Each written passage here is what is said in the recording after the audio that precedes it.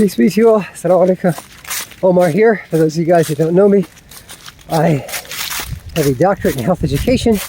I am a physician assistant, family man, and middle-aged, moderately fit endurance athlete. So, today I want to talk to you guys about damage control. Human damage control in particular, and starting with yourself. There's wars all over the world. There's people being slaughtered, kidnapped, killed, tortured in places that we don't even know about because they don't have internet access at all. And there's nobody there with cell phones to live stream destruction, mayhem, and murder. So I often think about these people and what do they do? You know, what do the people in the most desolate areas of the planet do, where there's not even any infrastructure like electricity and plumbing, and they're walking miles to go get some dirty well water from old buckets?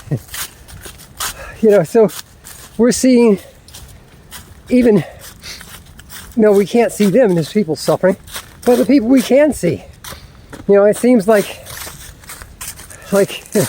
we're headed toward mutually assured self-destruction on some level, even if it's not World War III. It's at some level, it's a whole lot of us killing each other.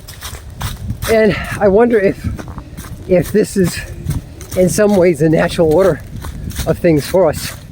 There were some geneticists and biologists and sociologists that have asked this question. And one of the scientists came up with something called, I think it's called the selfish gene. I've got to double check that. But it's kind of saying, well, you know, we're kind of, in a way, genetically predestined to look out for our own interests, which makes sense, and the interests of those closest around us. And sometimes that means destroying those around us. And others have argued that war is and you know, the destruction, the ensuing destruction thereof, whether it's famine or you know, climactic changes, you know, destruction of the planet around us. Maybe that's a way for us humans to kind of self-control our masses. You know, we've passed 7 billion people. I think it's estimated to go up to 9 billion within the next 10 years. There are those who've argued that there's a minimum of I think a critical mass at which humans can reach before we just we've destroyed the planet and exhausted it of all its resources. And maybe that's why Elon Musk is trying to go to Mars. But even in spite of that, I try to call people, starting with myself, to not do damage in your own personal life and to those around you.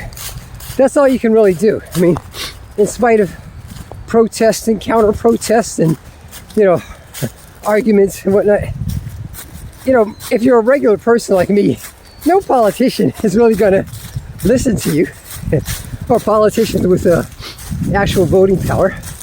No multi-billion-dollar corporate CEO is probably going to listen to you. So the best you can do is not be someone who is a destructive person. Number one, to yourself, and number two, to those around you.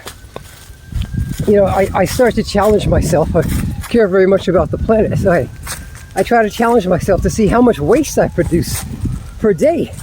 And when I started keeping tabs of that, I was surprised and embarrassed to see just how much crap I produce, no pun intended, but, you know, use of plastic jugs, glass jars, metal containers, you know, paper and stuff. And I try to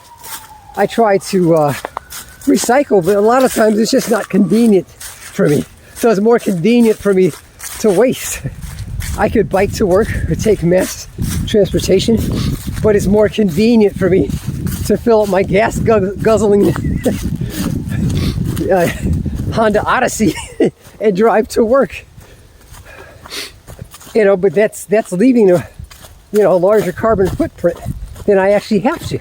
But it's then out of convenience, and there's a level of selfishness. on my part, out of convenience again and out of self-interest.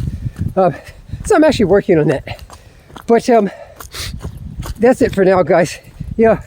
Try not to do damage to yourself, and if you're depressed, try not to do drugs and hurt those around you, and try not to try to just do the best you can, in whatever situation you're in.